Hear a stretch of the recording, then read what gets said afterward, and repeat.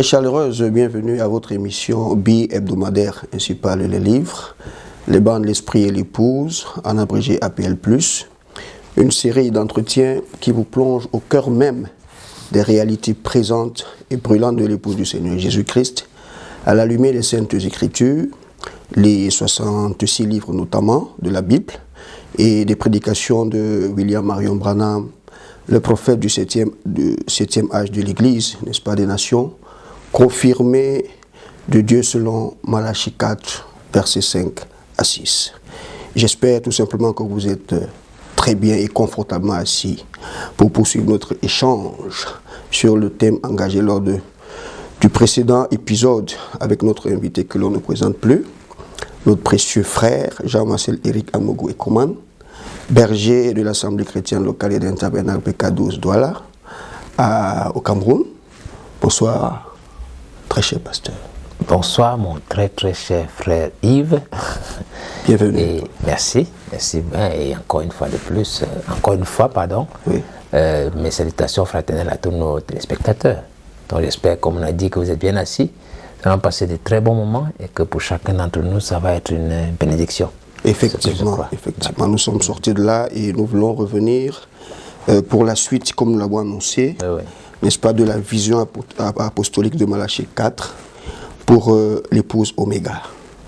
Et vous nous avez annoncé avec des références à l'appui dans la vision de l'avenir du prophète en ce qui concerne la marche de l'épouse, que cette vision était centrée sur des ministères apostoliques de tête. Oui. Qui devait successivement conduire l'épouse, un peu comme une certaine continuité apostolique en quelque sorte. Exact. N'est-ce pas? Mais conduite par le Saint-Esprit. Je crois que ça a été bien précisé, d'où le terme de ministère alpha. Dans l'âge oméga. C'est cela. Mais maintenant, moi j'ai un souci parce que quand je regarde, n'est-ce pas, cette vérité semble, bon, pour ma part, évidente au vu de la parole, n'est-ce pas? Mais j'ai l'impression que ce n'est pas aussi facilement reçu par tout le monde, et particulièrement par les prédicateurs du message. Oui. Qu'est-ce que vous en pensez? Oui, disons que, comme je dis, le constat est là. Donc beaucoup de prédicateurs, bon pas tous, il y a un peu de petites tendances et tout ça qui surgissent, mais globalement, c'est un peu quelque chose qui éveille un peu une certaine réticence. Oui. Je crois qu'à mon avis, humblement aussi, comme je dis, c'est que je pense que les gens se sont fait une certaine fixation dans leur esprit à partir de certaines interprétations particulières qu'ils se font des déclarations du prophète, au lieu, comme la parole de Dieu nous dit, de nous attarder sur les promesses. N'est-ce pas? C'est ça qui est important, et les promesses qui sont liées à cette saison-ci, et aussi de réconcilier les Écritures. Parce effectivement. Que vous devez réconcilier toutes les Écritures. Parce que quand quelqu'un se fait une fixation sur une seule et qu'il ne prend pas les autres ensemble, vous allez avoir le sentiment plus tard que c'est Frère Branham qui est en train de combattre Frère Branham. Donc par exemple, les choses comme vous entendez, après les âges de l'Église, il n'y a plus de messagers. Pour les gens qui comprennent qu'après les âges de l'Église, ça veut dire que Jésus-Christ ne travaille plus, il n'y a plus personne qui soit au niveau de Frère Branham, et pourtant après les âges de l'Église, il y a un messager, qui est le messager lui-même en chef, qui est Christ lui-même, qui est de loin supérieur à tous les autres. C'est pour ça qu'il n'y a plus d'étoiles. Parce que pourquoi est-ce que les étoiles viennent? Quand il y a un temps de nuit, quand il y a un temps de ténèbres. Maintenant, quand le messager arrive, ce n'est plus une étoile, c'est le soleil qui se lève. D'où, quand Frère Branham commence à prêcher les choses, vous entendez, c'est le lever du soleil. C'est une dispensation beaucoup plus grande, en réalité, que les messagers. Mais l'interprétation tend à faire croire qu'une fois qu'on a le prophète, ce qui vient après est forcément inférieur. C'est que vous voyez un peu, au niveau de la compréhension, ça pose problème. Il faut réconcilier toutes les Écritures. Il y a des choses comme c'est le Saint-Esprit lui-même qui conduit l'Église maintenant. Et quand on dit c'est le Saint-Esprit lui-même qui conduit l'Église maintenant, j'aime bien le mot qu'on dit souvent, le Holy Ghost. Yes. Parce que Ghost veut dire en anglais. Ghost, c'est le fantôme. Ils ont l'impression qu'il y a un fantôme peut-être qui commence à se balader au milieu de l'Église. Et pourtant, ce Saint-Esprit qui conduit l'Église, c'est au travers des hommes qui ont été appelés par Dieu, formés, placés et envoyés. Comme on a dit, par exemple. Oui, la dernière. Exactement. Voilà. Dans les choses comme les Éphésiens seul frère Branham est au-dessus de nous tous. On dit tous les Éphésiens 4 sont seulement les autorités locales, les autorités de leurs églises locales. Donc quand on s'assoit à réunion, le ministre dit que nous savons pour cette référence ici les prophètes. Donc ce que tu dis, ça n'engage que ton église. Mais si ça n'engage que ton église, vous vous asseyez donc pourquoi? Pour causer ensemble et discuter de ces choses profondes. Je crois que c'est un problème d'interprétation. Donc je pense que maintenant, c'est ces choses-là qu'il faut en réalité changer. Donc pour répondre à la question que tu avais, en fait, la réalité des ministères alpha, c'est conforme au livre, c'est conforme à la Bible, c'est conforme au message, c'est conforme même à la nature, n'est-ce pas? Si nous avons, par exemple, dans la Bible, vous entendez parler du droit d'aînesse sur le plan naturel. Le droit d'aînesse identifie quoi? Ça identifie un ministère alpha. Même si tout le monde, comme, je ne sais pas, j'ai parlé avec une sœur, même si vous décidez, bon, Dieu peut même dire que maintenant, ok, au lieu d'accoucher un enfant à la suite de l'autre, je fais que tout le monde naisse en même temps, que ça couche 8. Il aurait pu faire une matrice qui pompe peut-être comme un camion citerne qui pompe le béton comme ça, 8 enfants sortent du coup. Mais même quand les 8 là vont sortir, il y aura toujours un qui va sortir le premier. Donc dans le plan naturel, les alphas existe. Même dans les constellations dans le ciel, les étoiles. Dès qu'on parle de constellations, vous allez avoir, même la Bible dit, des étoiles qui sont plus brillantes que d'autres. Il y a par rapport à une constellation des étoiles qui sont plus représentatives de la constellation que d'autres. Qu'est-ce que c'est? Ce sont des alphas. Quand vous allez dans la communauté des êtres vivants, vous allez avoir, que ce soit les animaux, les abeilles, les insectes et tout ça, vous allez toujours avoir quelque part un alpha, quelqu'un qui est le plus représentatif de la communauté. Vous allez même dans la croissance, même dans l'agriculture, la croissance des plantes, vous allez toujours avoir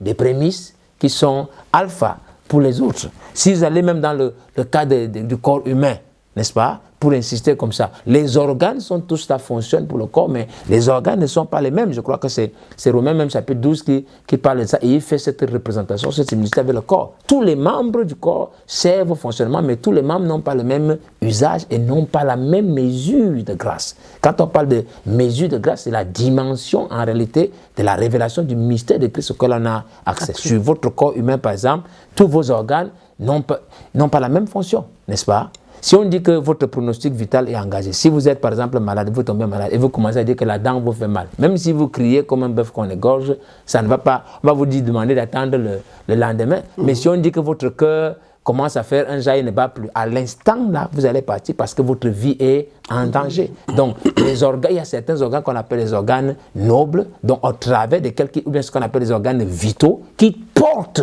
en fait la vie de tout le corps. Vous ne pouvez pas les nier. Qu'est-ce que ces organes sont? Ils sont des alphas. N'est-ce pas, mon frère? Voilà. Donc, prenons, comme pour terminer un peu par rapport à ta question là, Romains 12, 3 dit quoi?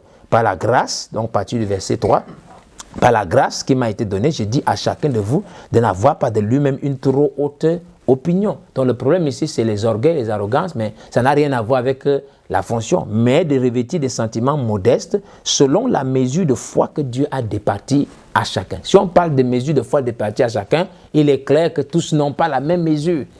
N'est-ce pas? Donc même si nous sommes là, nous sommes tous croyants du message, les croyants du message n'ont pas la même mesure de foi. Pasteur. Même si on est tous des prédicateurs, on n'aura pas tous la même mesure de foi. Il y a une mesure qui est au-dessus des autres et c'est cette mesure-là identifie un ministère alpha. Ça ne fait pas de toi le pape de tes frères ou le 8e messager ou le 9e messager comme les gens aiment insister. Ça fait juste que c'est la grâce que Dieu t'a donnée et comme les apôtres ont fait avec Paul, ils ont reconnu et ils lui ont donné la main d'association. C'est cela, il dit selon la mesure de foi que Dieu a départie à chacun, car comme nous avons plusieurs membres dans un seul corps et que tous les membres n'ont pas la même fonction, ainsi, nous qui sommes plusieurs, nous formons un seul corps en Christ et nous sommes tous membres les uns des autres. Puisque nous avons des dons différents, selon la grâce qui nous a été accordée, que celui qui a le don de prophétie l'exerce selon l'analogie de la foi, ainsi de suite, ainsi de suite. Je crois que la chose est très claire. J'espère avoir vraiment répondu à ta question. Je crois qu'il faut que, comme l'apôtre le disait souvent aussi dans Romains 12, que nous soyons transformés par le renouvellement de notre entendement pour être capables de discerner, que nous sortions un peu des clichés qu'on a fixés dans nos pensées. Et penser que ce sont nos pensées qu'on a fixées là, nos propres peurs, qui sont les messages. Le message n'est pas ça. Le message, c'est ce que disent les parents. Et ce que disent les livres. Voilà, bien donc, évidemment. Voilà, donc... effectivement, pasteur, je suis crois long, C'est suffisamment aéré comme ça. Bon, voilà, Oui, ça me c'est fait vrai. plaisir que ce soit ça. Et surtout que nous en avons besoin. D'accord. Parce que ça devient extrêmement important. Avant de nous séparer d'ailleurs, n'est-ce pas, nous parlions un peu, vous avez parlé d'ailleurs de révélation, Oui. n'est-ce pas, qui permet d'identifier un ministère alpha. Oui. Le niveau de Le niveau de révélation, voilà, qui permet d'identifier un ministère alpha, surtout avec un avertissement. Oui. On peut dire solennel d'ailleurs, que vous nous avez lancé de ne surtout pas tuer notre Abel. Oui. Et que, bon, Éviter l'esprit de Caïn. Voilà, le caïnisme, Oui, là. tout à fait. Oui. Ou le porteur de la révélation en temps réel. Bon, maintenant, au risque donc de se retrouver frappé par la malédiction, comme l'a été Caïn. Donc, concernant là, maintenant, le deuxième volet, comme je l'avais annoncé à l'émission précédente, Oui, oui. le deuxième volet de ma question, qui a été laissé en suspens, il est vrai maintenant, n'est-ce pas, que vous avez commencé à y répondre déjà, mais voilà, que doit-on faire une fois qu'on a identifié le ministère alpha pour notre saison, ou du moment? Du moment là, précis. Est-ce que nous devons fermer nos églises, par exemple, et Tous devenir tous les membres de Eden Tabernacle? Ah, bon, je ne sais pas si on a parlé d'Eden Tabernacle dans le ministère Alpha, ou bien tu veux dire de cet Alpha-là. Oui. D'accord. Il ne s'agit pas d'Eden Tabernacle, il s'agit juste des principes de la parole. Voilà. Donc, je crois que ta question est très, très pertinente, n'est-ce pas? Donc, et je ne crois vraiment pas qu'il est ici question de physiquement d'avoir tous une seule assemblée. Je pense que ce n'est pas possible, mais je crois plutôt qu'il est question ici de s'identifier à une vision de la parole. C'est cela qu'on appelle un certain évangile, n'est-ce pas? Et comme les entretiens, comme on est sur les bandes, je pense qu'il est bon d'aller quand même voir un peu au niveau des livres, des bandes. Je pense qu'il y a 2 Timothée chapitre 2, donc versets 1 à 2, dont dit, c'est là où Paul dit, toi donc mon enfant, fortifie-toi dans la grâce qui est en Jésus-Christ, et ce que tu as entendu de moi en présence de beaucoup de témoins, confie-le à des hommes fidèles qui soient capables de l'enseigner aussi à d'autres. Donc, Paul étant un alpha par rapport au niveau de révélation, dans cette manne cachée qu'il transmet. Et comme nous avions parlé de l'association, par exemple, de Barnabé, quand tu reçois cette révélation, tu la reçois, tu deviens un alpha par association. Et c'est comme ça que ça se répand. On n'a pas besoin d'être exactement. Et il y a une chose précise quand même qui est dite là. Donc là, il s'est rangé du côté de Jésus, comme c'était un peu aussi notre toile de fond. Oui.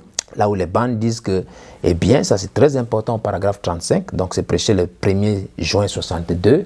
Il dit ici que, eh bien, si j'ai pensé qu'il existait une dénomination ou n'importe quel autre groupe de croyants qui possédait quelque chose de mieux que ce que nous avons ici, frères, je voudrais que ce petit groupe-ci fusionne avec celui-là au plus vite. J'ai attendu, j'ai désiré ardemment, j'ai éprouvé un grand sentiment d'attente et cru que quelqu'un d'extraordinaire allait un jour venir, ou peut-être que ce grand prophète dont je parle viendra, c'est Élisée. J'ai toujours cru et pensé que peut-être que je verrai peut-être de mon vivant le jour où je pourrais effectuer un changement, où je verrai cette personne entrer en scène et alors je pourrais réunir ma petite église et dire, frère, voici l'homme que nous attendions, cet homme c'est lui. J'ai attendu ça. Et si en fait c'est déjà du passé, alors je compte dire d'ici, frère, voici c'est lui, le déclaré d'ici, voyez. Et c'est cette phrase qui est très importante pour moi. Et je voudrais que nous ayons vraiment un regard dessus, dit, et je veux que l'église soit gardée dans l'attente comme ça. Donc Frère Branham, en partant, a placé le Branham Tabernacle dans l'attente de trouver un groupe. Il a parlé d'un groupe de gens. Donc il y a ce mot-là qu'il utilise qui est fusionné, n'est-ce pas, d'un groupe de gens où quelqu'un ayant une révélation, quelque chose de plus que ce qu'ils ont, il dit la chose à faire, c'est de fusionner. Donc d'observer cela. Donc c'est le premier mot pour répondre à ta question. Qu'est-ce qu'il faut? Maintenant, la fusion, ce n'est pas comme on a dit une fusion physique. Oui. Épouser la vision par association. S'identifier à quelque chose et l'apporter aussi. Le deuxième point aussi ici, qui est qu'est-ce qu'on fait? Il y a un principe très important ici, c'est que le principe de l'adoption même est établi sur la reconnaissance du ministère alpha.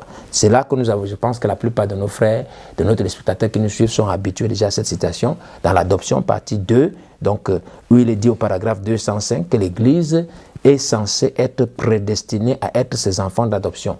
Là où un homme, 3 points de suspension, Dieu peut prendre un homme et l'adopter dans la famille, lui donner quelque chose. La chose, d'abord, éprouvez-la pour voir si elle est juste. Pour répondre à la question, une fois qu'on a identifié ces ministères alpha, qu'est-ce qu'on doit faire? Il dit, il vient forcément parce que comment l'identifier? Par le niveau de la révélation, dans la manne cachée. Quand il l'expose, qu'est-ce qui est dit? La chose d'abord, éprouvez-la pour voir si elle est juste. La Bible dit d'éprouver l'esprit. Il dit, cet homme, il prétend une certaine chose. Éprouvez-la pour voir si c'est juste.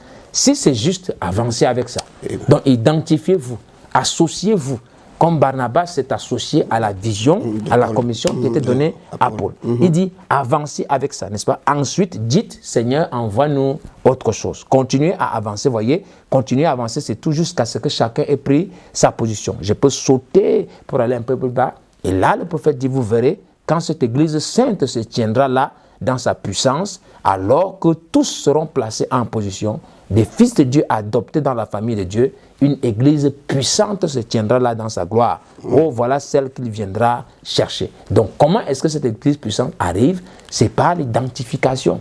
D'abord, à un ministère alpha, par une association à la vision qu'un ministère comme ça reçoit. Donc, ministère de tête, de départ, n'est-ce pas? Je crois que c'est assez clair. On peut même l'appuyer encore par un troisième point, parce qu'on a vu à la fin de la citation, il dit qu'il y a une église puissante qui va se tenir. Maintenant, comment cette église puissante se tiendra, il y a encore une prophétie qui va avec cela. Question et réponse de 1959, donc le 19 décembre, traduction VGR, il dit que la venue du Seigneur est pour bientôt. Et nous devons avoir la foi de l'enlèvement dans une église avec grand E, qui pourra être changée en un instant, en un clin d'œil, pour pouvoir partir d'ici, sans quoi nous ne partirons pas, n'est-ce pas? Il dit, mais ne vous en faites pas, elle sera là, elle sera là. Il parle d'église ici comme le corps mystique, mais il met une précision encore par la suite.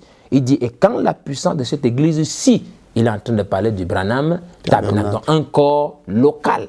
Donc, qu'est-ce qu'il identifie là? Une église alpha. Il dit, quand la puissance de cette église-ci augmentera, cela ramènera ses frères. Quand la puissance de cette église-là augmentera, cela ramènera ses frères à elle. Et il dit, la puissance de cette église-là ramènera les autres, puis il y aura une résurrection générale. Nous l'attendons avec impatience. Par rapport à la citation, il est en train d'indiquer 3 églises locales. Ce sont des églises locales alpha qui ramènent les frères, et c'est à partir de là que la résurrection est provoquée. Par quoi? Par une association à une manne cachée, à une révélation qui est reçue. Je crois que c'est assez précis. Qu'est-ce qu'il faut faire? Voilà comment on fusionne. Comme il a dit, voilà comment on s'associe. C'est une association, une épouse. Et quand tu épouses une vision, tu deviens participant de cette même vision-là. Je crois que c'est simple, c'est pas, chacun peut rester avec son église. Je crois qu'il n'y aura pas à effrayer quelqu'un que les églises vont se sembler. Bien sûr, c'est important. Je crois que c'est des détails qui sont vraiment et suffisamment importants. Voilà.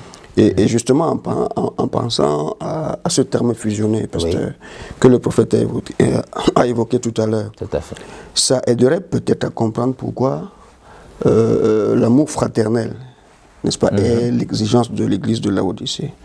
Parce qu'il apparaît, n'est-ce pas, il apparaît que tout ce dont l'épouse a besoin pour sa pleine rédemption se trouve déjà au milieu de nous quelque part. Voilà. Ou je me trompe alors? Non, je pense que ta remarque, elle est parfaite. Je crois, frère Yves, exactement, je crois que ta lecture est là, tout ce dont on a besoin. C'est pour ça que, justement, l'exigence de l'Odyssée, c'est l'amour fraternel. Et tu as cette écriture de Somme 33, dit qu'il est agréable, qu'il est doux pour des frères de demeurer ensemble, n'est-ce pas? Il dit que c'est comme l'huile précieuse qui est répandue sur la tête, descend sur la barbe de Aaron.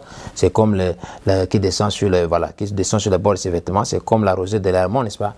Qui descend sur les montagnes de Sion. Il dit que c'est là que l'Éternel envoie la bénédiction, la vie pour l'éternité. Comment on demeure? Nous demeurons autour de la viande fraîche, comme les aigles qui se rassemblent. C'est une révélation à laquelle on s'associe. Et je crois que il y a un élément qui est important là, par exemple, la science parle de ce qu'on appelle le phénomène de précession des équinoxes. Je peux me permettre de dire ça parce qu'on a dit que nous sommes ainsi par les livres, les bandes, il y a aussi l'esprit, n'est-ce pas, qui conduit l'épouse. Donc, permettez qu'on aille dans ce sens-là. Il y a la précession de l'équinoxe qui détermine un peu des ères, des grandes ères que les civilisations mondiales vivent. Un peu comme nous parlions, on disait que c'est un peu la révolution en fait de l'axe de la Terre, n'est-ce pas? Et cette révolution de l'axe de la Terre, elle suit aussi un mouvement, mais en sens inverse de la rotation. Donc en suivant aussi, comme on peut dire les signes du zodiaque, les constellations. Et ils disent que tous les 2000 ans, par exemple, nous passons d'une ère à une autre. Donc on est passé, par exemple, de l'ère des poissons Donc il y a 2000 ans au temps de Jésus. Maintenant, nous sommes entrés dans une autre ère qui est celle du Verseau. Et avec l'ère du poisson, c'est celle du bélier qui a été inaugurée 2000 ans plus tôt par Abraham. Et donc tu comprends très bien que... Et il nous annonce donc que les grands équilibres, quand nous entrons dans l'ère du Verseau actuellement, n'est-ce pas? En fait, des grands équilibres, les impérialismes sont en train de se briser pour qu'on ait des équilibres un peu plus horizontaux. Vous avez maintenant les Maliens et tout ça qui s'opposent à la France coloniale et tout ça. Donc les grands équilibres verticaux là sont en train de se rompre pour que ça devienne des équilibres horizontaux. Et ça correspond en réalité, en fait, à vraiment ce que nous sommes en train de vivre à cette ère du Verseau qui a été introduite par un ministère qui est celui de Malachie 4, n'est-ce pas? Parce que si vous voyez bien, dans l'ère du bélier, c'était une alliance que Dieu fait avec Abraham. C'est ça qui donne en fait même cette importance aux Juifs qu'on a aujourd'hui. Parce que les Juifs, en fait, pourquoi le sont-ils? C'est parce qu'il y a un homme qui est leur ancêtre, qui a reçu une révélation de Dieu. Et aujourd'hui, donc, en fait, je pense juste en passant comme ça, la fierté d'être juif est moins importante que la fierté de faire partie de l'épouse aujourd'hui. Parce que la révélation que nous avons aujourd'hui nous amène à une perfection à laquelle Abraham, lui, n'avait pas accès, par exemple. Donc, voilà un peu. Et puis, il y a cette illustration, donc, si je peux me permettre, dans la démonologie, parlant justement de cette affaire où on parle des oursons, n'est-ce pas, qui sont très friands de miel. Et Frère Branham raconte cette histoire où le jeune ourson a plongé son corps dans le miel, le pot de miel de 2 litres du prophète, et il s'est imprégné de tout le corps. Maintenant, qu'est-ce qui s'est passé par la suite? Alors, ce qui s'est passé, c'est que la maman ours et le petit ours se sont mis à les lécher et ils ôtaient le miel. Donc, ce n'est plus quelque chose de nous entrons tous dans le pot, mais dès qu'un frère a accès au pot, nous venons lécher ce frère-là. Et c'est là qu'il y a une belle prophétie qui dit là, il dit au paragraphe 10, n'est-ce pas? Il dit alors, eh bien, peut-être que notre réunion sera un peu dans ce genre-là. Je l'espère pour que nous puissions en parler continuellement à d'autres et que la gloire de Dieu descende sur nous. Donc la gloire de Dieu par cette relation horizontale. Tu vois, par cette connexion, par cette association à une révélation que Dieu donne à un frère, à une grâce que nous voyons manifester dans un frère. Ça se manifeste partout, que ce soit dans la prédication, que ce soit dans le chant, dans n'importe quel don, quel talent qu'il y a dans l'église. Donc, vraiment, ce miel de l'amour fraternel que Frère Branham a parlé, c'est une chose importante. Et je crois qu'à ce moment, tu comprends un peu. J'espère, je sais un peu concours, mais c'est très important ces choses-là. Tu comprends un peu pourquoi est-ce que il parlait de la chose la plus difficile que Dieu ait pu trouver, c'est d'amener un mortel à croire un autre mortel. Et c'est vraiment quelque chose d'important. Pourquoi? Parce que tout le secret de la clé de la rédemption se trouve à l'intérieur. Les gens, comme on dit mortel, croient à un autre mortel. Il est en train de parler d'être vivant au même moment. Parce que les mortels croient facilement les morts. Comme Frère Branham n'est plus là, quelqu'un peut facilement croire Frère Branham, mais les contemporains de Frère Branham lui-même, qui étaient mortels comme lui, ne le croyaient pas. Les mortels croient facilement les immortels. Donc quand un ange descend du ciel, c'est facile. Mais quand un mortel vivant croit un autre, voilà en fait la chose la plus difficile, mais c'est là-dedans que se trouve ce glorieux secret. Et je pense que voilà la chose. Dans l'amour fraternel, nous éliminons les barrières, nous éliminons les égos personnels, nous nous associons à la révélation, et ce qui est à un frère appartient à tout le corps. Comme il est dit, quand un frère est béni, c'est l'ensemble du corps qui est béni. Donc voilà la chose. Je crois qu'il faut qu'on nettoie un peu nos pensées. J'espère que par rapport à ces entretiens, cette émission, ça va permettre de laver nos esprits, de nous placer correctement. Voilà. Je l'espère également, pasteur. Voilà. Mais d'ici là, alors que nous voulons continuer, mais avant cela, nous allons prendre une petite pause musicale. Dieu vous bénisse. Jusqu'à ce jour, personne ne peut nous dire. Nous sommes venus, nous allons d'ici. Mais par les yeux du prophète, tu nous as révélé.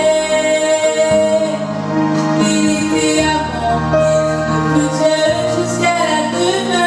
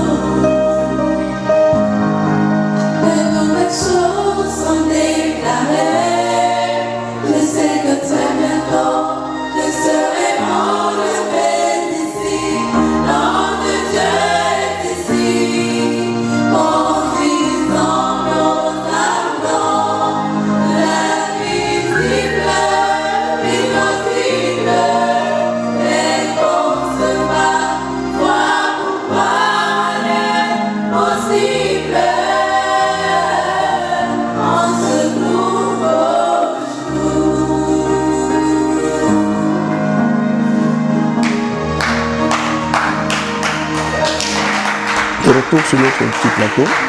Après ce petit intermède musical, nous voulons continuer notre merveilleux entretien, je l'espère, avec nos très chers téléspectateurs, avec notre invité de toujours.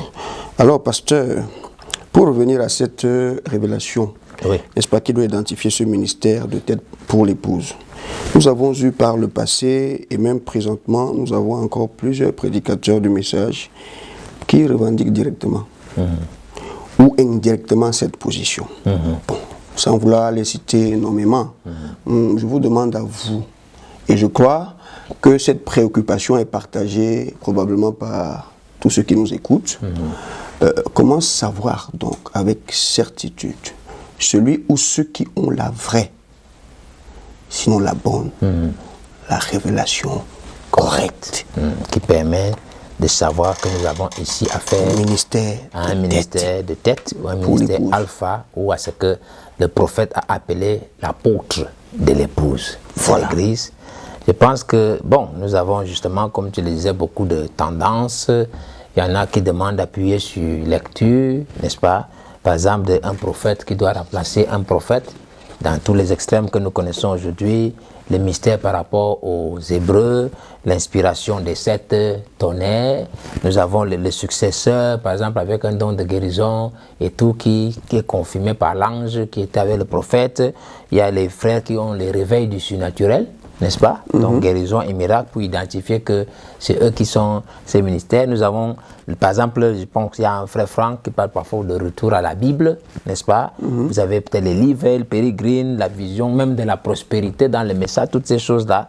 Je pense qu'au milieu de tout ça, le seul moyen de savoir, en fait, comme on dit toujours, quelle est la bonne révélation, c'est toujours, comme on dit, par la lampe prophétique. Et nous tenons pour d'autant plus certaine la parole prophétique à laquelle vous faites bien de prêter attention, comme à une lampe qui brille dans un lieu obscur. Je crois que c'est 2 Pierre chapitre 1 verset 19. Donc, et Jésus aussi, pour essayer de démontrer l'effectivité de son ministère, qu'est-ce qu'il est dit dans Luc, je crois chapitre 24, il disait, et commençant par Moïse et les autres et tous les prophètes, il leur montra dans toute la parole, ce qui le concernait. Donc voilà, donc en fait, il faut aller regarder dans la parole prophétique qu'est-ce qui identifie la saison ou le temps, ce que Frère Branham a annoncé, n'est-ce pas? Ce que les bandes nous annoncent. Alors, qu'est-ce que les bandes nous annoncent?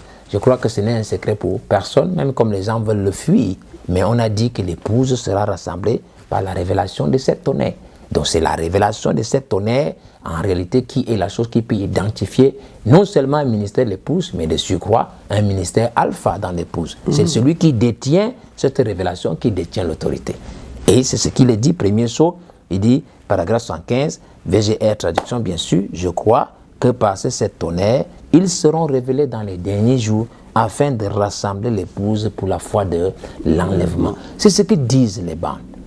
Donc, c'est la révélation de cette tonnerre qui rassemble l'épouse. Donc, si vous avez donc un ministère qui prend la direction d'une épouse sans avoir la révélation de cette tonnerre, ça n'a absolument aucun sens. Parce que c'est ça qui doit rassembler l'épouse. Vous avez aussi maintenant il dit maintenant le message du 7e ange, reconnaître votre jour et son message, toujours paragraphe 38, donc VGR, c'est de dévoiler le message du 7e ange, c'est de dévoiler le mystère des sceaux en appelant les ouvriers de la 11e heure, ceux des nations, à recevoir le même salaire que les ouvriers de la première heure avaient reçu, voyez. Donc le dévoilement du mystère des sceaux, c'est ça qui est l'appel des ouvriers de la 11e heure. Et qu'est-ce que dit encore toujours les bandes? C'est que le mystère des sceaux est détenu par quoi? Par les 7 tonnerres. Donc il ne s'agit pas des sceaux écrits, mais des sceaux cachés au dos du livre. Parce que les sceaux écrits sont ceux qu'on connaît, premier sceau, cavalier, tout ça. Mais qu'est-ce qui tient ce secret? Qu'est-ce qui tient ces cavaliers, tout ça? C'est que ce sont les sceaux du Saint-Esprit tout au long des âges de l'Église qui ont pu sceller les élus pour qu'ils évitent en réalité les guerres auxquelles ils ont fait face et toutes les attaques de l'ennemi. Et ces sceaux qui ont scellé l'épouse, en fait, sont identifiés par quoi? La manifestation du Saint-Esprit dont a parlé le prophète. Et c'est le prophète qui est venu nous dire que la manifestation du Saint-Esprit, en fait, ce n'est pas une chose, mais c'est 7 choses. Pour identifier que ce sont les 7 tonnerres, en fait, qui détiennent ce mystère des sceaux. Je crois qu'on a déjà parlé de 7 tonnerres, que ce n'est plus un secret pour personne. Donc aujourd'hui, ce sont les 7 tonnerres, en fait, qui dévoilent le mystère des sceaux. Et ce sont les 7 tonnerres qui sont les sceaux, donc les sceaux au dos du livre. Donc quand quelqu'un, Par exemple, je pense aussi dans Dieu se cache et se révèle dans la simplicité. C'est là où il dit que, voyez, si n'en est pas ainsi, l'ange du Seigneur veut bien briser ses sceaux. Il dit, rappelez-vous, c'est scellé par ces 7 tonnerres mystérieux. Donc, il est clair que personne ne peut être appelé ouvrier de la 11e heure sans le dévoilement du mystère des sceaux, qui est scellé par les 7 tonnerres, eux qui sont tenus par 7 anges, n'est-ce pas? Donc, ce sont les 7 tonnerres donc, qui doivent faire entendre leur voix dans les gens. Ce sont les 7 tonnerres qui peuvent indiquer ce qu'est un ouvrier de la 11e heure. Parce que l'appel des ouvriers de la 11e heure se fait par le dévoilement des sceaux. Et le dévoilement des sceaux, ce sont ces 7 tonnerres qui tiennent ça. Donc, il faudrait obligatoirement, impérativement, je pense qu'on peut y aller dans tous les sens. Je pense qu'on n'a pas besoin de là. Le mystère du départ, tout cela est tenu dans le 7e sceau qui lui-même est tenu par les 7 tonnerres. Donc, si on parle des ministères de tête, alpha, c'est absolument impossible de parler d'autre chose que d'avoir cette révélation des 7 tonnerres. Donc, peut-être ça peut sembler dur, n'est-ce pas? N'est-ce pas? Voilà. Donc, où on parle par exemple de que on a des pasteurs, des grands ceci, c'est bien, nous bénissons le Seigneur pour tous ces dons de grâce, mais ce n'est pas une question de miracle, ou ce n'est pas une question du nombre de membres à l'église, même si vous êtes 15 000, 20 000, 30 000, ce n'est pas ça qui fait la chose. Ce qui fait la chose, c'est ce qu'on dit les bandes. C'est ce que disent la prophétie, ce que dit la prophétie, la parole prophétique dit que c'est la révélation de 7 tonnerres. Donc si quelqu'un dit qu'il a le ministère alpha, il doit d'abord venir dire ce qu'est la révélation de 7 tonnerres. Ce n'est pas les dons de guérison ou les dons de miracles, tout ça qui font la chose. Parce que c'est cette révélation qui va rassembler l'épouse. Voilà. Donc c'est cela. Donc tous ces ministères peuvent être reconnus comme alpha, comme on peut dire dans l'épouse, c'est eux qui sont, comme on dit, ce qu'on appelle les apôtres, n'est-ce pas, de l'épouse. Ils doivent être inclus parce que les 7 tonnerres tiennent le mystère du 7e sceau. Donc ils doivent être apôtres dans le 7e sceau. Et apôtre dans le 7e sceau veut dire avoir la révélation des 7 tonnerres. Et c'est cette révélation des 7 tonnerres qui ouvre le mystère du cri, cette révélation des 7 tonnerres qui ouvre le mystère de la voix, et cette révélation des 7 tonnerres qui ouvre le mystère de la trompette. Voilà les choses en réalité qui identifient ce qu'on appelle un ministère alpha, un ministère de tête ou un apôtre pour l'épouse. J'espère que nous sommes assez clairs. S'il y a des gens qui voient autrement, nous sommes libres de recevoir vos questions. Voilà, donc j'espère avoir répondu à cela. Oui, pasteur, ça a quand même été bien détaillé. Oh, mais maintenant, ma question sera un peu directe. D'accord. Parce qu'il était dit dans les bandes, je cite, et là, l'apôtre de l'Église, l'apôtre, c'était Paul.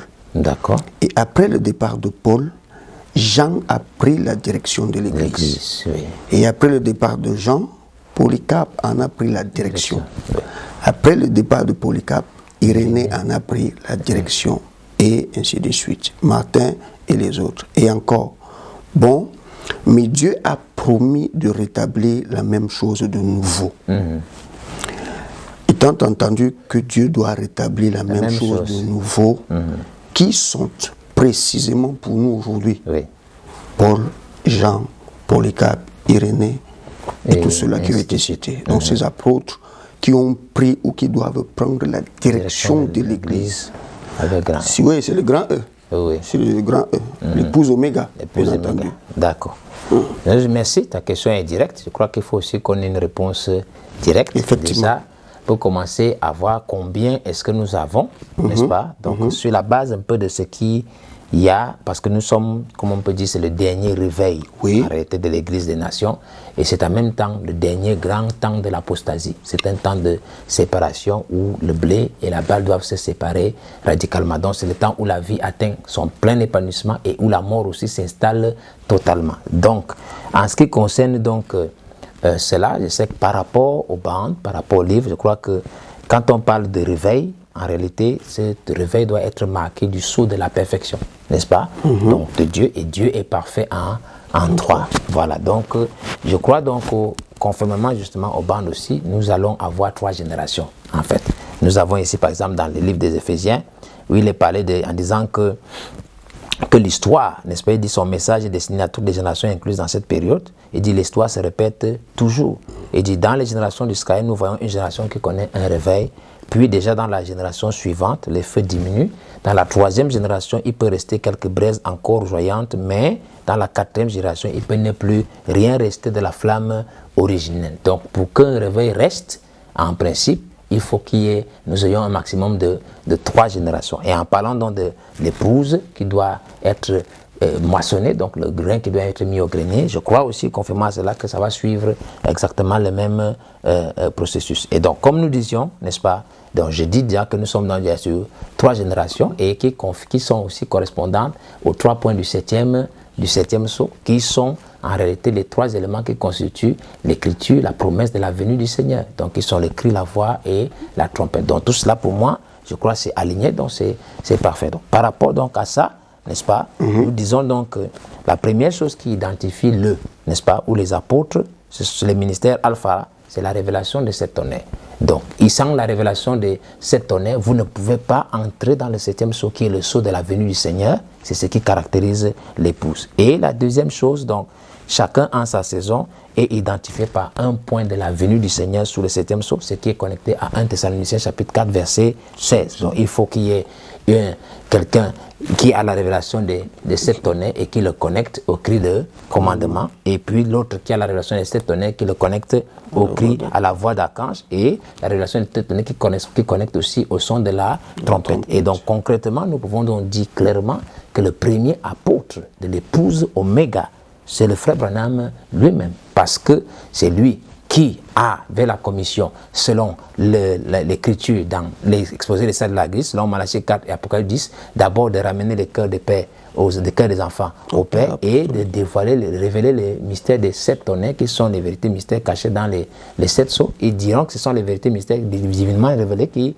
ramèneront littéralement. Donc il a fait cela et lui-même l'a identifié dans l'enlèvement que le cri, c'est un messager qui rassemble les gens. Donc l'apôtre, le premier apôtre du 7e sceau de l'épouse qui est identifié sous l'écrit de commandement, c'est Malachie 4. C'est frère Branham lui-même, les sceaux ayant été dévoilés en lui, n'est-ce pas? Et c'est par lui que les voix des tonnerres dont se sont fait entendre, là où il a dit que ce mystère sera divulgué dans ce télé de Malachie 4. Et ce sont ces voix de tonnerre que nous avons entendues dans tous ces sermons prêchés entre 63 et 65. Donc voilà. Donc il y a eu donc cet appel selon Malachie 4, et puis cet appel selon, comme on peut dire, appeler l'appel de l'épouse, donc qui ramène donc la révélation de cette tonnerre. Le deuxième apôtre, donc de l'épouse Oméga, d'après la définition que nous avons eue, parce que ce sont les 7 tonnerres qui rassemblent l'épouse, sans aucun contredit, en regardant les éléments de l'histoire et tout ce que nous avons, il est difficile de contester. Quelle que soit la grandeur que nous avons des ministères qui ont accompagné l'Église après Frère Branham, que nous reconnaissons, comme exactement nous pouvons reconnaître qu'il y a 88 et poussières de constellations dans le ciel, mais il n'y a que 12 qui constituent le zodiaque. Ce n'est pas toutes les constellations en réalité qui sont celles autour de laquelle l'épouse en réalité se balade, mais en ce qui concerne l'épouse, quand on parle d'identification d'un ministère alpha avec les éléments que nous avons connus du prophète, sans contredit, le deuxième apôtre de l'épouse s'appelle Joseph Coleman. Donc ça peut peut-être déranger, mais c'est aller éprouver. La parole de Dieu a demandé que éprouver la chose, n'est-ce pas? Donc frère Coleman, la révélation de 7 tonnerres lui a été apportée à une date précise, le 20 septembre 1974. Il nous a dit très bien ce que c'était, n'est-ce pas? Et son ministère a clairement identifié la voix d'archange, qui était la deuxième identification de la venue du Seigneur en 3 phases. Et ce sont ces 3 phases-là qui ont été déclinées comme le triple mystère en réalité de la drachme perdue, dont Frère Branham a parlé quand il parlait de la seconde venue du Seigneur. En rapport avec Luc chapitre 15, si je ne me trompe pas, on disait que la drachme perdue, on croyait que c'était une seule, mais le prophète, les bandes ont montré que cette drachme était un mystère triple. Et donc cette drachme perdue qui est l'amour fraternel, la sainte pudeur et la place en Christ. Et c'est grâce à ce ministère qui a identifié la voix d'archange qu'on a pu parler de l'appel de l'épouse et après connecté à l'appel à la résurrection. Donc sans contredit, à moins qu'un frère, quelqu'un peut m'apporter autre chose par rapport à ce que disent les bandes et les livres, le deuxième apôtre de l'épouse Oméga qui prend la direction spirituelle. Il n'en est pas un pape, mais en termes de révélation, de niveau dimension spirituelle de la révélation de la parole, il n'y a pas quelqu'un d'autre que frère Coleman pour ça. Donc maintenant, Maintenant, à partir de cette deuxième identification dont nous avons parlé, il y a une troisième qui est celle de la dernière trompette, parce que le mystère de Christ est sous ces trois éléments. Et donc aujourd'hui, en principe, si on doit parler d'un autre apôtre de l'épouse, cet apôtre doit avoir la révélation en réalité de sept tonnerres, et cet apôtre doit aussi avoir la révélation de la résurrection, qui est en réalité la trompette de Dieu. Parce que la trompette aujourd'hui, la résurrection aujourd'hui se fait sous la trompette. Donc à la suite de la voix d'archange qui appelle à la résurrection, donc une voix de résurrection, cette voix, comment est-ce qu'elle se manifeste pleinement? C'est par la révélation de cette résurrection-là. Donc voilà, le troisième apôtre, l'épouse, à quoi est-ce qu'il doit correspondre. Et je crois que c'est dans cette saison que nous sommes maintenant. Donc voilà un peu, à mon sens, de quoi il est question. Donc pour identifier ce troisième, il faudrait que nous ayons la révélation de la trompette, de façon claire et nette. Et cette révélation de la trompette est liée forcément à la révélation des sept tonnerres, parce que ce sont les sept tonnerres qui détiennent le mystère. Voilà, donc j'espère avoir répondu de façon précise et claire. Voilà. Donc... oui, pasteur, je veux rebondir aussitôt. Vous nous avez clairement présenté une vision précise de ce qu'est le ministère de l'épouse sous la dernière trompette, en vous appuyant naturellement sur les livres, les bandes et dans les différents types que vous avez cités. Nous faisons voir les différentes articulations de la dernière trompette pour l'épouse, identiques à la dernière semaine du ministère terrestre de l'époux, par exemple. Oui, tout à fait. Et à ma connaissance, je n'ai pas encore entendu une vision aussi précise, n'est-ce pas, concernant cette dernière trompette, nulle part ailleurs. Bon, ne serait-ce pas la preuve évidente que votre ministère manifeste pleinement les caractéristiques du ministère Alpha sous la trompette de Dieu? De Dieu. C'est une question un peu comme quelqu'un disait souvent au Cameroun, attaqua-toi. Mais pour être honnête, je ne peux pas dire les choses comme ça. N'est-ce pas? La réalité, c'est que il faut reconnaître, mon frère, c'est qu'il y a beaucoup de frères, certainement aussi à travers le monde, qui ont certainement quelques inspirations, quelques visions propres en rapport avec cette dernière trompette qui est une promesse pour toutes les épouses. Donc, mais ce que je peux dire, en fait, c'est que par rapport à cette inspiration, n'est-ce pas, sur le ministère de la dernière trompette que nous avons déjà développé les épisodes passés, ce que je peux dire, c'est que le Seigneur, bon, j'invite aussi nos téléspectateurs à aller réécouter. Je crois que ce sera une bénédiction pour chacun.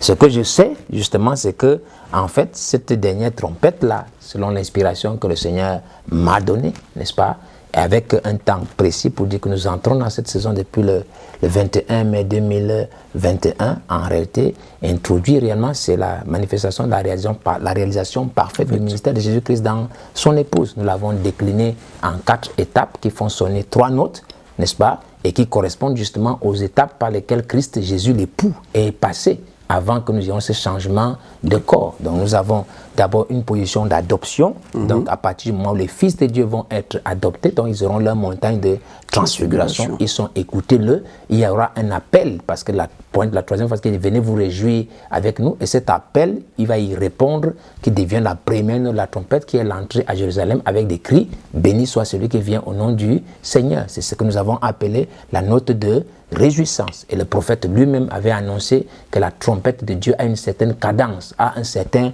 rythme. Donc ce n'est pas exactement le même mouvement, il y a des mouvements différents. Et le premier mouvement, c'est ce grand réveil après la manifestation de l'adoption des fils qui introduit la première note. Et comme avec l'époux, il y aura un rejet de ces fils-là qui a été confirmé par le Père, et c'est ce qui va se passer au sein de l'Église, où la balle et les porteurs vont rejeter le grain typifié par les fils et les fils de Dieu, filles de Dieu placés en position d'autorité. Ça fait une deuxième note qui est les soupirs, et la troisième note qui est dans les gémissements, qui est la pression finale.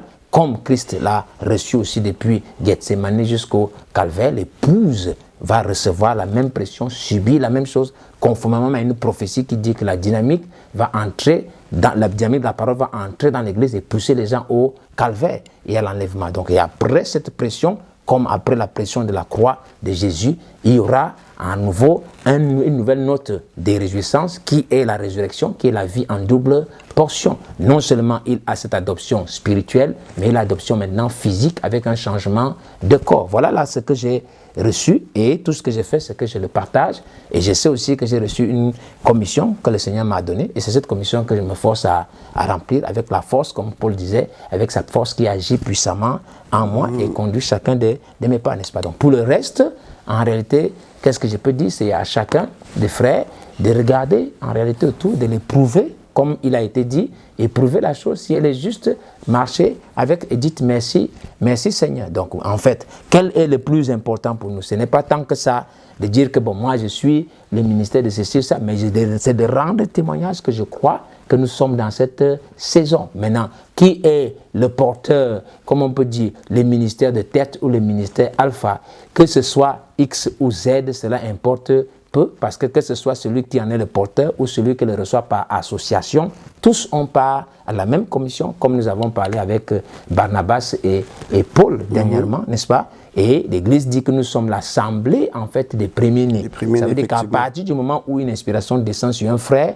et que vous vous associez à cette inspiration, l'onction qui est sur cette frère par association devient votre onction. Donc s'il est alpha, nous devenons en fait tous des alphas. Donc la chose, à mon sens, la plus importante en réalité, c'est de savoir que nous sommes dans une saison, certaine saison, et d'où qu'elle vienne, cette inspiration, nous devons nous y associer. Peut-être que le Seigneur nous a accordé cette grâce, les frères peuvent l'éprouver. Peut-être qu'il y en a une autre plus grande que celle que nous avons. Nous éprouverons toutes ces choses-là. Mais si elles viennent toutes de Dieu, nous allons les recevoir et avancer avec. Je pense que c'est cela qui est important parce que nous sommes tous, comme on dit, des fils d'église, des premiers-nés. Voilà, donc j'espère avoir un peu répondu à ta question. Voilà, oui, merci, pasteur. T'en prie. Mais avant de terminer, je me sens vouloir être indiscret. Hein. Oui. Est-ce que vous pouvez quand même nous faire part de quelques éléments de votre commission? Comme j'ai évoqué un peu ça. Oui, tout à l'heure. D'accord. Bon, les éléments par rapport à la commission, ça peut peut-être être une bénédiction pour quelqu'un. Il n'y a pas de souci, je ne peux pas partager, il y a beaucoup de choses qui ont été dites en rapport avec la commission que je crois avoir reçue par sa grâce. Mais donc depuis quand même des années, donc je vais prendre juste quelques paroles qui m'ont été adressées en mai, je crois de l'année passée, donc 2022. C'était par une jeune sœur à l'église et puis elle était assise et puis à 3 heures du matin, il y a quelque chose qui l'a réveillée. Donc nous croyons que c'était le Saint-Esprit. Donc Dieu, il y a un ange du Seigneur qui est venu lui parler et puis pas lui parler, lui a inspiré, l'a fait se réveiller, qu'elle commence à écrire un poème et quand elle a fini, elle ne comprenait pas à qui c'était adressé et la même personne qui l'a fait écrire lui a dit que ça c'est adressé à ton pasteur, donc on va lui donner, n'est-ce pas? Et donc c'est un peu cette commission-là que je vais lire qui était déclinée sous forme de poème qu'on a intitulé Les gémissements de l'agneau. Je pense que ça nous fait un peu référence, tout le monde comprend, à cette 3e note, qui est la note de gémissement, et qui correspond aussi au poème de la sœur Hélène Clark, quand elle parlait des 30, la demi-heure de silence, où on parlait du dernier gémissement avant le cri de joie de la femme. Voilà, donc il dit ici que dans les gémissements de l'agneau, dont je vais vous le lire intégralement, il dit « Je sens le sang de l'agneau qui gémit, on dirait des soupirs. En toi s'éveille ce sang. La mélodie que rythme le souffle de ton cœur s'élève jusqu'au ciel. Maintenant tu communiques avec le prince de sagesse, avec le prince de puissance. Hier tu sombrais dans le doute, comme le petit aiglon dans la basse-cour, et tu as reconnu le cri du grand aigle. Tu as reconnu ta position. Je viendrai visiter ton pays, je visiterai ton peuple. En toi s'éveille le sang ancien, le sang de l'agneau immolé. Tu iras dans les vallées pour proclamer l'évangile que tu as reçu. Je te montrerai le chemin. De ton épaule gauche, tu porteras le joug de ton peuple et rassembleras le cœur des véritables croyants. La grâce divine inondera vos âmes et la voix de Dieu bercera la solitude de tes pas. Tu illumines le monde par la vérité présente et tes désirs seront agréés par le sacrifice de sang. Voilà un peu les éléments. J'espère que ce sera une bénédiction pour quelqu'un et que ça va édifier nos âmes. Donc, je vais poser une question de savoir quels sont les éléments de la commission. Je pense qu'en lisant cela, quelqu'un peut dire c'est une idée assez claire. Il y a d'autres textes et tout cela, mais qu'on ne peut pas en une émission comme ça présentée ici. Donc j'espère que ça répond à ta préoccupation. Oui, Donc oui, Dieu vous bénisse. Amen. Amen. Merci, cher pasteur, Je t'en prie. pour cet échange qui nouvellement a encore bousculé mon entendement. Vraiment, pour moi, c'est très positif. Ça m'a beaucoup enrichi. Amen. Gloire à Dieu. Parce qu'il y a des éléments qui ont bousculé tout mon esprit. Ça bouscule dans le bon sens et que ça nous ramène, ce serait une très bonne C'est chose. exactement cela. D'accord. Et donc, pasteur, qu'est-ce que vous nous proposez pour le prochain épisode? Pour le prochain épisode, s'il plaît au Seigneur, je pense que nous pourrons parler de certains points importants en rapport avec la descente de la dynamique pour l'épouse. La descente de la dynamique. La dynamique, parce que je crois que la dynamique est une chose très importante. On parle souvent de mécanique et de dynamique, et donc nous allons parler ensemble toutes les conditions pour que la mécanique puisse descendre au milieu de son peuple. Et je crois que véritablement ce sera aussi une bénédiction pour les fils de Dieu, pour nos téléspectateurs qui nous écouteront. Donc nous parlerons un peu de ça, donc des conditions pour la dynamique, donc mécanique et dynamique pour l'épouse Oméga, n'est-ce pas? Voilà. Merci encore, pasteur. Je t'en prie. Merci également, très chers téléspectateurs. C'est sur ce petit mot que nous allons mettre un terme à notre émission d'aujourd'hui, et tout en vous donnant rendez-vous, n'est-ce pas, avec beaucoup de zèle pour ce qui arrive. Amen. Le meilleur est à venir. Parce qu'il y a des merveilleuses choses tout royaume, n'est-ce pas? Ah oui, je crois aussi. Que Dieu vous bénisse tous très très richement. Shalom. Shalom. Dieu vous bénisse. Amen.